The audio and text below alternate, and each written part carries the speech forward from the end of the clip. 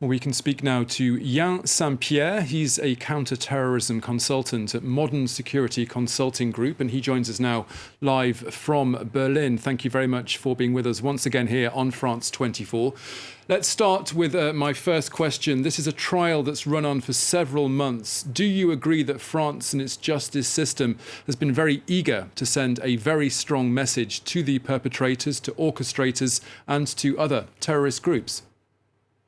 Absolutely. And this trial is the biggest for numerous reasons, not only because of its symbolic value in terms of sending the message, as you mentioned, but also providing a sense of closure to the victims. This was about making sure that if not every question could be answered, that there's a sense that everything was done thoroughly to close some of the wounds that were also those of the French justice and police system, where a lot of their vulnerabilities were exposed because of this attack, and to make so in general for France, this is an incredibly important trial on so many different aspects to make sure that they're moving forward. It's not only symbolic, but also shows that the French system works both against perpetrators but also for the victims as well. Now, huge amounts of evidence and testimony have been given, but several grey areas still remain. Would you agree that this is not really a total full stop in this terror investigation?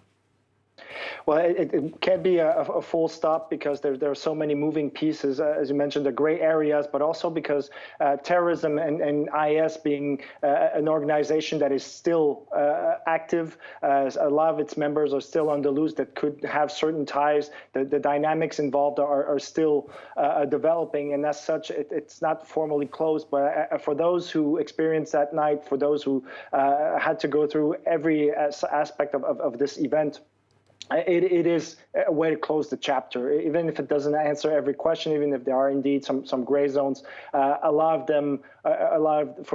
them, this is coming to an end. And I think for the majority, that's the most important part. As for terrorism itself, again, the dynamics being what they are, it's still evolving. Just on that point, what became of the Islamic State organization which claimed responsibility in the aftermath of these attacks? Well, this organization, of course, was described as being annihilated or destroyed or out of service about 3 years ago. Obviously, it's not the case. This is an organization that has a lot of a strong network, a lot of sympathizers, a lot of support worldwide. We see it in Africa, in different regions around the world. It's resurged. It resurged in Syria, in Iraq. It's stronger in Pakistan, in Central Asia. It's present around the world. It still has a lot of sympathizers, and as such, this is an organization that is still benefiting in many ways from that attack, as being a credible organization despite the numerous losses that it's incurred over the last 7 years. Now, this is a trial that's seen numerous overlaps with other terror cases, namely the attacks at Brussels airport and at the city's metro system.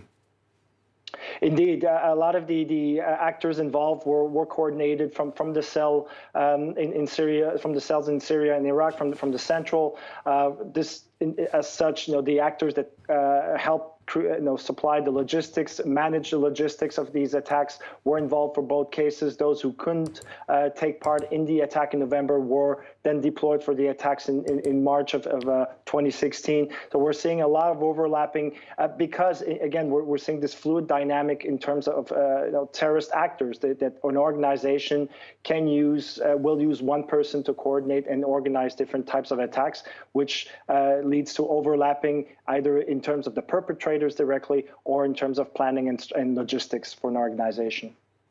Now let's end by talking about the terror threat actually here in France. How strong is that threat today? It's still very strong. It changed shapes in the sense where it's become a lot more difficult to organize a planned attack like we've seen 7 years ago. But nonetheless, the focus on single actors, on single perpetrators is still there. And as such, the threat levels remains very high. And it's, as it's also diversified. So we're not only talking about Islamist terror, but also far left, far right, different types of radicalization. As such, the threat from radicals has definitely diversified over the last 7 years as well.